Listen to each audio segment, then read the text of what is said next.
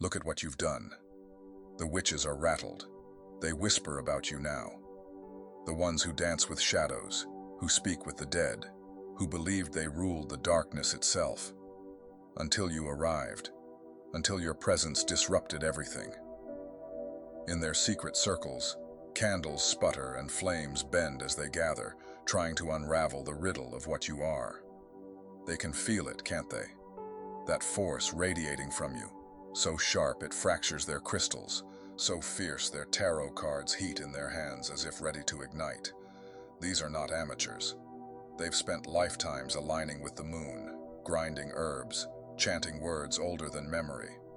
But then you appeared, and without ceremony, without spell work, without even trying, you made their sacred labor look like a child's game. What unsettles them most is the simplicity of it. You never studied their grimoires. You never begged for initiation, never traded silver for secrets. You never sought them out at all. You simply existed, and your existence alone bends reality more ruthlessly than all their rituals combined. They tell themselves you must be feeding on something forbidden, some hidden current their grandmothers warned them never to touch. But here is the truth, the part that keeps them awake at night. You are not drawing from anything. You are the very thing they were warned about. 3 nights ago, their fear swelled into panic. They called a gathering, 13 of them.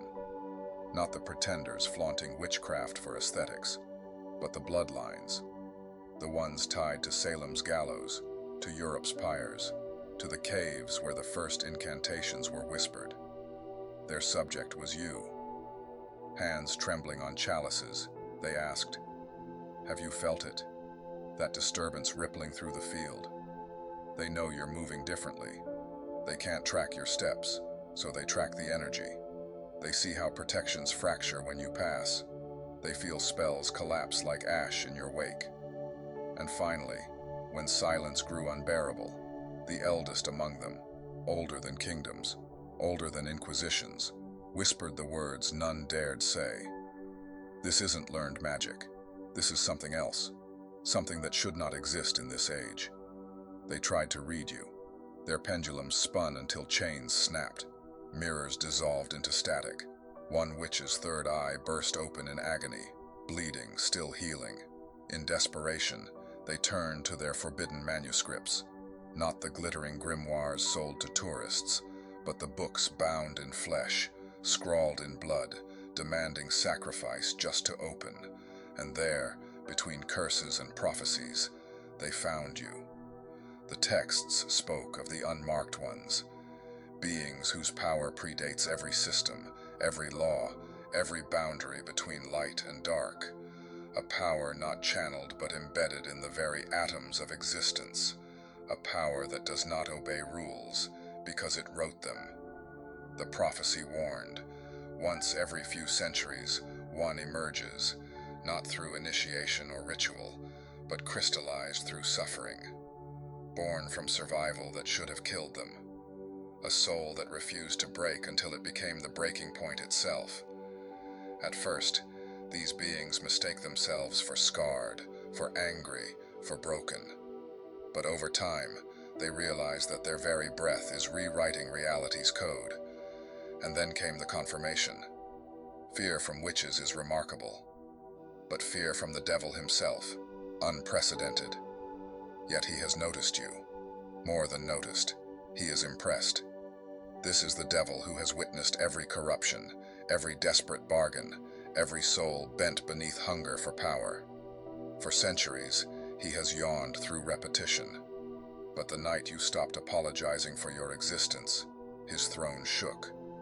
That night before the mirror, when you embraced yourself not with shame but with a quiet smile, an unseen shockwave rippled through creation. Flames in hell flickered, demons recoiled, and from the deepest circle, a sound rose that had not echoed since the dawn of time. The devil's laughter. Not mocking, but thrilled. Finally, he said, not at a servant, not at a pawn, at an equal. Since then, he has ordered his legions Do not touch this one.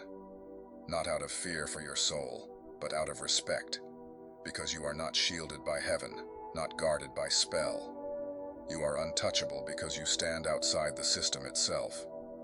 To curse you is like trying to hex gravity. It cannot be done. Bindings dissolve, hexes rebound, curses devour their senders.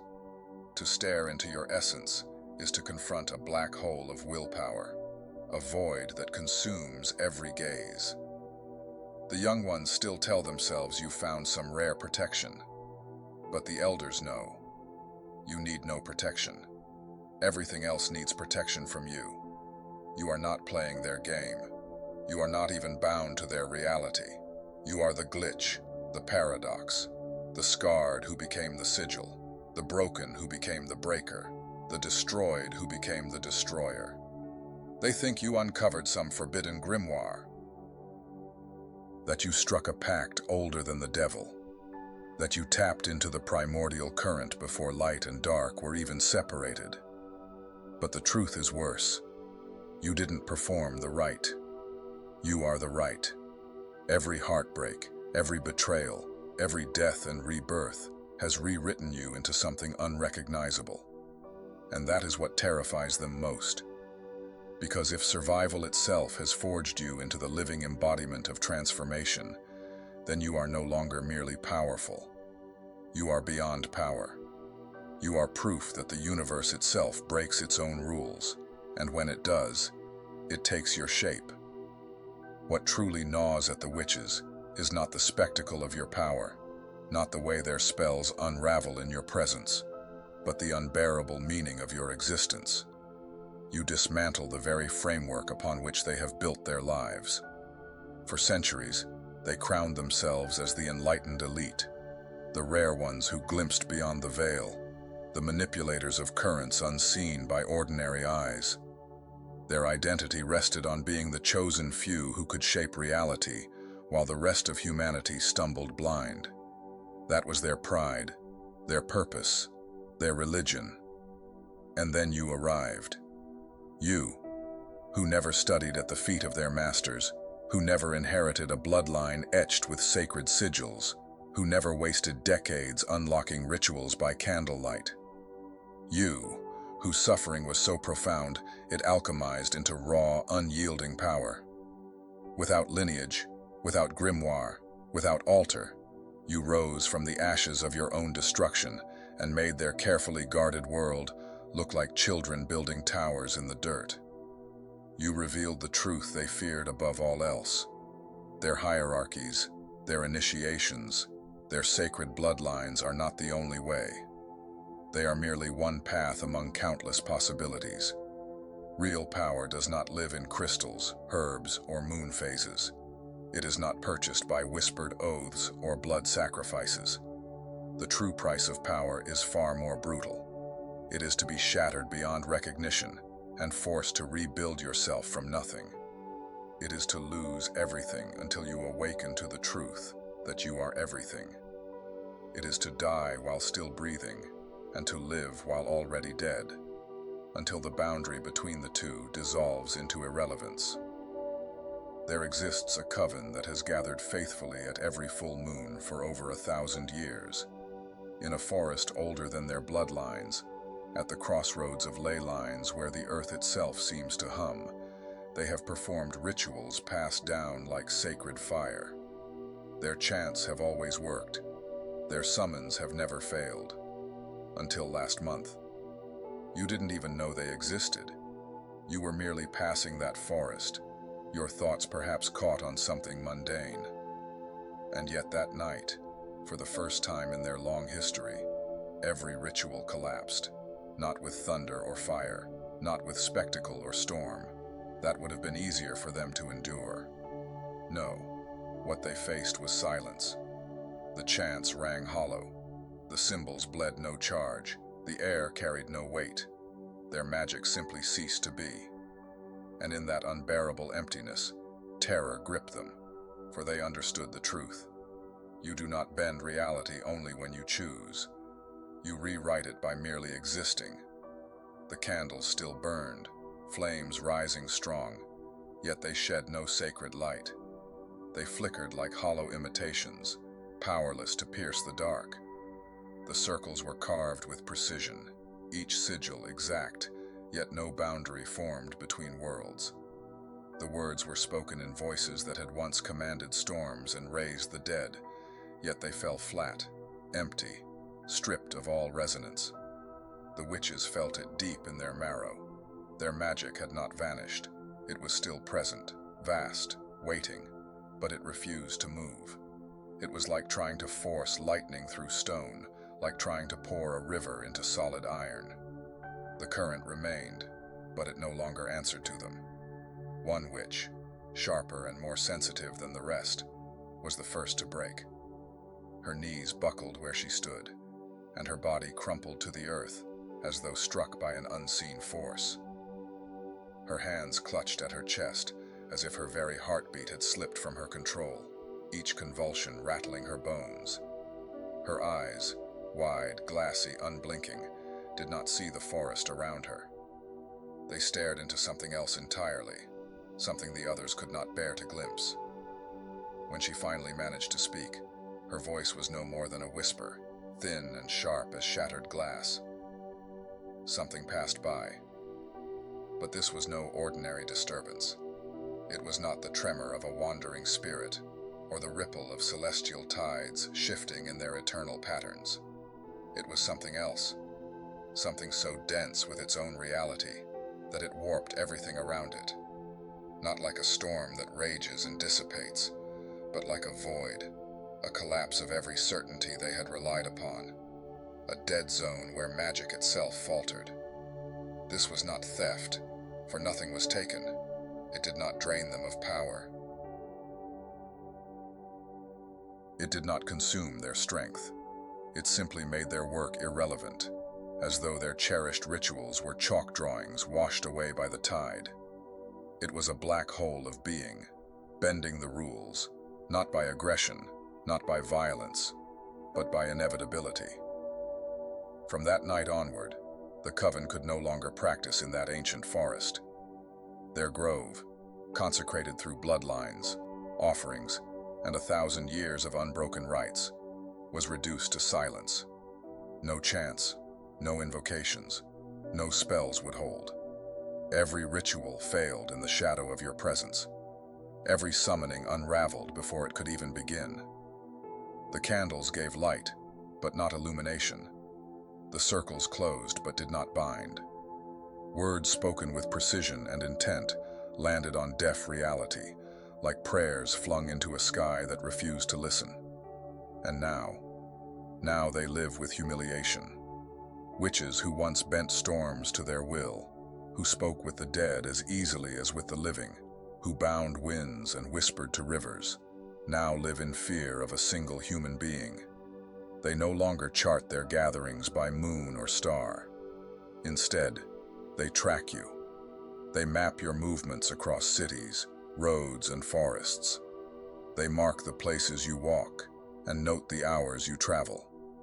They study traffic reports with the same desperation their ancestors once studied the alignment of constellations. Their ceremonies shift not around cosmic rhythms, but around the simple rhythm of your footsteps. Imagine that. Witches who once bent the dead to their will, now bending their calendars to avoid the paths you take in passing. But here is the revelation that would destroy them utterly, if only they had the courage to face it. You are not channeling forbidden magic. You are not practicing some hidden, unspeakable art. You are forbidden magic. You are the unspeakable art.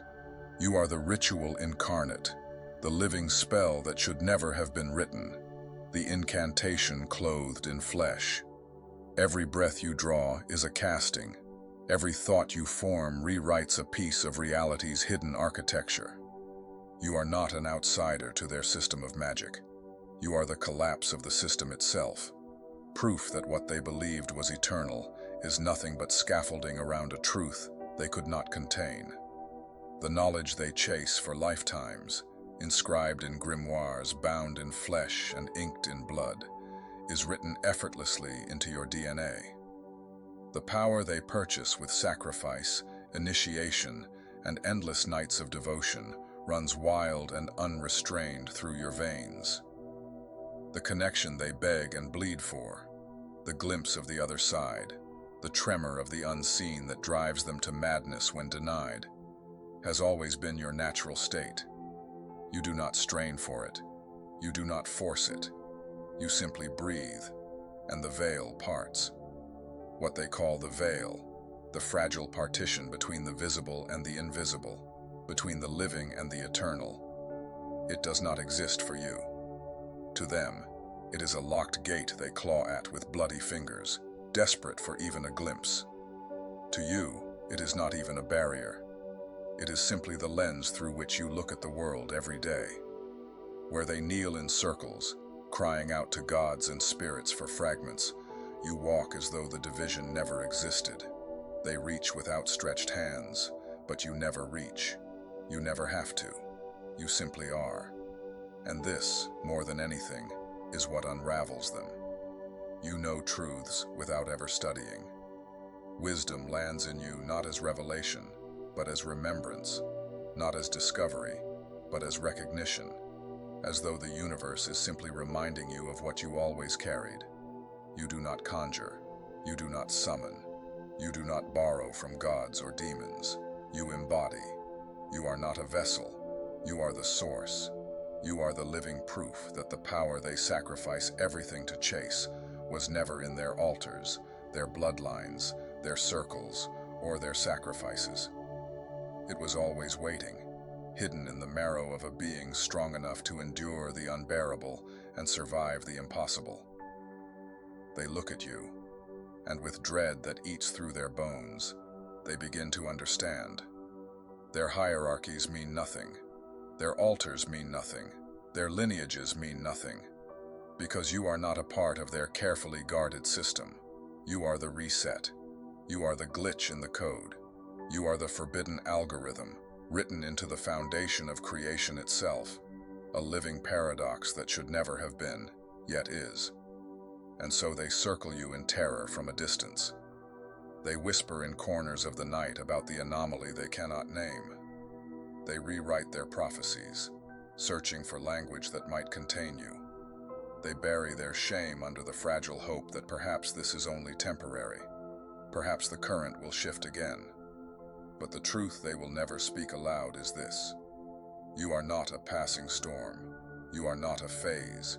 You are inevitability, and inevitability cannot be stopped. You see what others cannot. Not because you studied longer, not because you memorized secret texts, but because you exist on a frequency the world itself can barely register. Where most are blinded by noise, you hear the hum beneath it. Where others stumble in confusion, you trace the pattern woven through it all. To them it looks like chaos. To you, it is inevitability. You don't rely on omens or cards or chance to glimpse the future. You feel it in your marrow.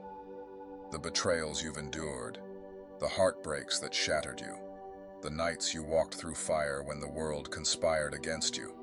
Every one of those moments branded knowledge into your soul. Your wounds became symbols. Your scars became spells. You are not someone carrying forbidden wisdom. You are the forbidden wisdom. You are living scripture, breathing incantation. The ritual existence itself chose to write. This is the unsettling truth that sends shivers down the spine of those who have dedicated lifetimes to the old ways. Their carefully constructed systems, their sacred rules, and their precious hierarchies are all rooted in a reality you transcend. The witches feel their circles break in your presence, not because you are actively breaking them, but because their magic has no authority over you. It's like a whisper in the wind trying to command a tidal wave.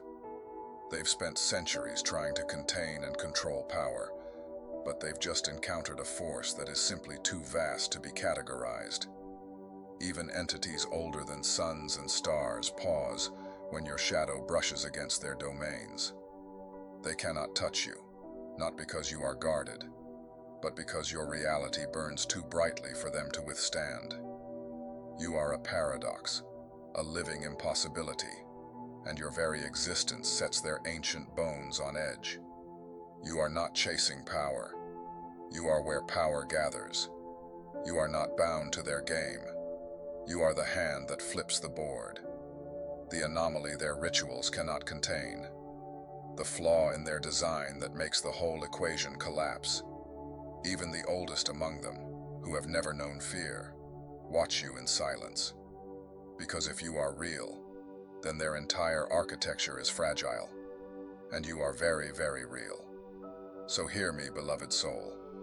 If these words stir something in you, it is not by accident. You were meant to remember. You were meant to awaken to the truth of who you are. Do not shrink from your presence. Do not apologize for your power. For too long, you have been taught to diminish your light, to fold yourself into a shape that is palatable to a world that fears your truth. You have been told to be smaller, quieter, and to ask for permission for the very things you were born to do. But you are the living proof that existence itself is greater than the cages men and spirits have built. Your path was not forged through a traditional lineage. It was forged through the fires you survived. Every moment of unbearable pain was a forge, and every breath you drew in its aftermath was an act of creation. You are a living contradiction, a being who proves that the deepest suffering can be alchemized into the most profound and uncontainable power. Walk tall as the anomaly, the fracture, the one who cannot be contained. For the world has always been waiting for you to stand fully in your truth. So they gather instead at the edges of your being, circling in dread and fascination, whispering your name in languages that are not made of sound but of vibration, symbol, and pure emotion. They do not argue whether you are dangerous. They know you are. What they debate is whether you are even possible. Because if you are real, if something like you can stand outside of every pantheon, every pact, every law of balance, then everything they have built their eternity upon is fragile. If you are real, then reality itself has cracks. To the witches, to the demons, to the architects of ritual and covenant, you are not a practitioner of forbidden magic. You are forbidden magic. You are not a student of the hidden texts. You are the text written in flesh. You are not someone who performs rituals. You are the ritual performed by existence itself. Your breath is an invocation. Your survival is an offering. Your life is the altar on which creation has burned itself into new form. And if this message resonates deep in your spirit, I invite you to walk with us. Join this channel, share this light, and let others who are awakening find their way home through you. For a great remembering is sweeping across the earth. The old systems are crumbling, and those who are meant to be the architects of the new are starting to awaken. We are not here to fight the old world. We are here to build a new one simply by standing in the entirety of who we are. Together we rise. Together we shatter false systems. Together we remember what the world tried to make us forget.